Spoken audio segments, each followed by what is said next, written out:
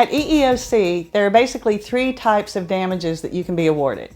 Pecuniary damages, which is monetary compensation for monetary loss. Punitive damages, which are what they sound like. Those are only available in the private sector, not the federal sector. And non-pecuniary damages. That's when EEOC gives you a monetary award for harm that was non-monetary. An EEOC judge awarded me the maximum non-pecuniary damages that were available. For me, those damages were loss of professional status, stress-related exacerbation of my physical symptoms, emotional pain, loss of self-esteem, impairment of relationships. I'll put some information about that and some other types of non-pecuniary harm in the description. So today I thought I'd walk you through some of what EEOC says about non-pecuniary damages, and as we go through, I'll share a little about how I established harm. So EEOC awards are going to vary depending on the extent, nature, and severity of harm that you suffered. I got the maximum because my harm was extensive. It happened almost daily for 2 years. It was severe in nature. That means it could be expected to harm anybody that it happened to. And it was severe. We'll talk more about what that means later. When you're testifying about non-pecuniary harm, your pain is your strength, and the judge needs to actually see it. So be specific, be open, be vulnerable, and be honest. Don't try to hide your feelings, and don't try to embellish them either. Extent is measured by the frequency and intensity of stress-related symptoms that you suffered. Symptoms like these, or is it over here? One of these places. So for extent, you want to give details about what your symptoms were, how often you experienced them, how bad they were, and how you know they were related to the discrimination. I had 2 to 3 migraine headaches a week, gut issues almost daily, frequent panic attacks. I became socially withdrawn. During the work week, I had insomnia. On Saturdays, I slept all day because I was so exhausted from the work week. And on Sundays, I spent most of the day dreading going back to work the next day. Within a couple of months of retiring, my health had improved dramatically. My gut symptoms went from daily to every couple of weeks. The pain in my gut went away entirely. My migraines went from 2 to 3 a week to 1 every couple months. And most days I had a normal amount of energy, so I could rejoin my family and my life.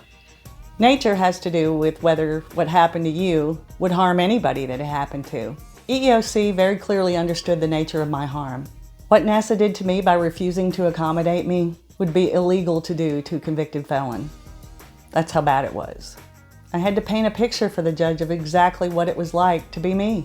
I told stories about how at least 2 days a week, I'd have to do my best to clean myself in a busy executive restroom with 6 stalls, in between meetings with 50 to 60 NASA engineers, where I had to smile and do rocket science, even though I felt subhuman. And if I felt like I had to step out, I always knew there would be consequences for doing so, like accusations that I was AWOL. I had to take care of my health without her noticing, because whenever she did, it was a problem. She never read my medical information, but she printed it and left copies on a public printer where coworkers saw it. And I told the judge about my fear that one day I wouldn't be able to cover up my symptoms. I'd have an accident and my coworkers would know. And I talked about how all those worries changed me from an outgoing, optimistic person to a cynical hermit. I'm toning it way down for this video. I was way more graphic, way more specific. It was not fun to tell those stories in a room full of strangers, but it also felt good to be able to share little pieces of the hellscape that I'd lived through. You want the judge to know what you went through, the day in, day out of what it was like to be you in your situation. Severity is pretty self-explanatory. How bad was the harm? I talked about how when I went to work with my NASA friends, who were mostly retired or retiring, they talked about all the lunches or cakes or nice gestures that their offices were making to show they'd be missed.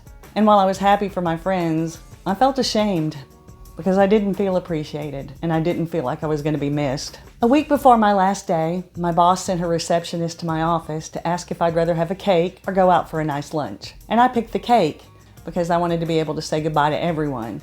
By lunchtime on my last day, I still hadn't heard where my cake would be. One of the young engineers was sitting in my office when the receptionist finally came to let me know. Let me know that my boss had decided not to get me a cake, and instead she was going to take me out to lunch, a late lunch at 2 p.m. in the cafeteria downstairs. Really? I'd spent over 30 years at NASA. I dedicated myself to it.